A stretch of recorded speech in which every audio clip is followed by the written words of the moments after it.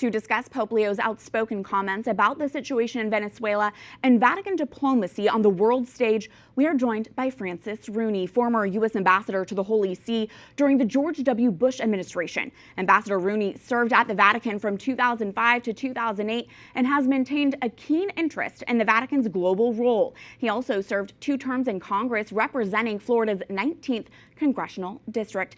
Thank you so much for joining us. First, what do you make of Pope Leo's meeting with Venezuelan opposition leader María Corina Machado at the Vatican on Monday ahead of her Thursday meeting with President Trump? What can we read from that? Well, I think it's predictable that he would want to shore up her position on the international stage as well as he can. So a pre-Trump meeting with the Holy Father is a global expression of her importance right now. The U.S.'s capture of Maduro is one of the most significant global events since Pope Leo took office. What can we parse so far from his approach to diplomacy on this specific issue? Well, I think we've seen the example of the same characteristics he displayed many years back at Cassia Hall when I was on the board of the school. He'd come down to the board meetings and he's displayed as head of the Augustinians. He's always calm, he's always careful, and he's very judicious in his comments, but he's always commenting on point.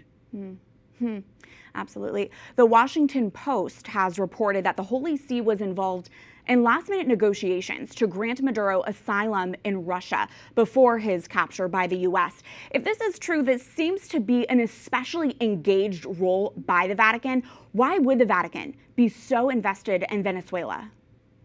Well, the Holy See has a long tradition, which I put in my book about diplomacy of the U.S. and the Holy See, of intervening in hostage situations and in situations of marginalized people or people under great stress and change, like a regime change. And I think he would like to find a nonviolent solution to the exit of Maduro, if possible. Pope Leo last week gave what may be his most significant speech to date in his first State of the World address to diplomats at the Vatican. Let's take a listen to a portion of it. The principle established after the Second World War, which prohibited nations from using force to violate the borders of others, has been completely undermined.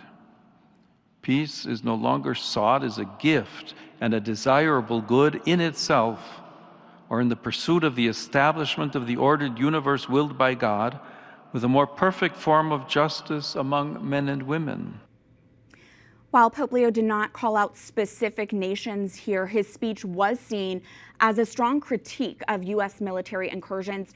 What did you learn about Pope Leo's diplomacy style from this speech last week, and how significant was his message there? Well, I think several times in the short time he's been Pope, he's spoken very clearly. He doesn't speak with the raspy parlance of Pope Francis, but he speaks very clearly and says a lot of the same things. He's willing to call out bad activities by world leaders. He's willing to call out the actions of Trump undermining the post-World War II order and creating potential consequences of bad actions by other people like North Korea, Russia, China. I mean, what's China doing right now? Sitting back thinking, wow, maybe I ought to go get Taiwan. And yet it doesn't seem, Pope Leo does not yet come off as combative all at the same time. Wouldn't you agree? Right. He's not at all like Pope Francis. He's calm, deliberate. That expression in the message to the diplomats is totally reflective of the experience I've seen of Pope Leo for 30 years. He's a great leader, but he's a calm, careful person. Do you think that Pope Leo's American background makes him uniquely positioned to be even more relevant diplomatically in the Western Hemisphere? Is his American identity an advantage to his global diplomacy? Well, I definitely think it is. You know, the church kind of has a love-hate relationship with the United States. They resent our power, but they love our money. And they love our number of Catholics in the United States. So this is an opportunity for Pope Leo to kind of close that gap, earn more respect for the United States, for the important role it plays in the church, and also in Latin America. I think the fact that he spent all that time in Peru offers an opportunity to regain a lot of lost Catholics that have become evangelicals in Latin America.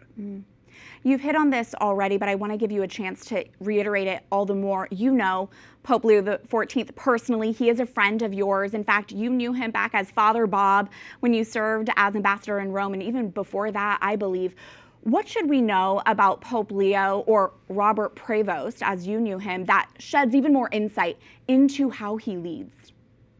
Well, I think we can expect him to kind of be more down the middle of the line, picking up some of the doctrinal support areas of Pope Benedict. He's already made some comments about gays and things like that. Certainly entitled to attend church, but not necessarily some other activities he's for. And then the more social justice orientation of Pope Francis. He's already spoken a great deal about immigrants and the need to protect marginalized people, and now the need to find nonviolent solutions to disruptions to the world order. Finally, I'd like to get your take on this. In another major meeting this week, the newly installed president of the U.S. Conference of Catholic Bishops, Archbishop Paul Coakley, met with President Trump on Monday to discuss what was described as topics of mutual concern. According to a social media post from the Archbishop, Vice President Vance, Secretary of State Marco Rubio, and their wives were also present. So while this was closed to the press, I'd like to ask you, what do you anticipate was a top priority for their discussion this week, and how critical is it for a meeting like this to take place, both for the administration but also for the U.S. Church? Well, it's obviously important to the church when the leader of the Catholic Bishops' Conference can go have a one-on-one with the President of the United States. That's a great thing, and it's great that President Trump wanted to meet with him. I'm sure they talked about immigration and some of the activities that are going on. You know, we have Alligator Alcatraz down here near where we live, and a lot of migrants are being kicked out of the country who have no criminal record. And I think most Americans would agree that we need workers. And if they've been living here a long time, some of their kids have gone to school with our kids, they should be able to stay and have a orderly and rational plan for citizenship, like President George W. Bush tried to accomplish, but didn't get it done. On the other hand, if they're criminals, they should go. And I don't think anybody would argue that we shouldn't police the border and have a strong border. I imagine the president and the Archbishop Coakley spoke about that a great deal. Francis Rooney, thank you so much for your insights. Thanks for joining us. Thanks for having me on.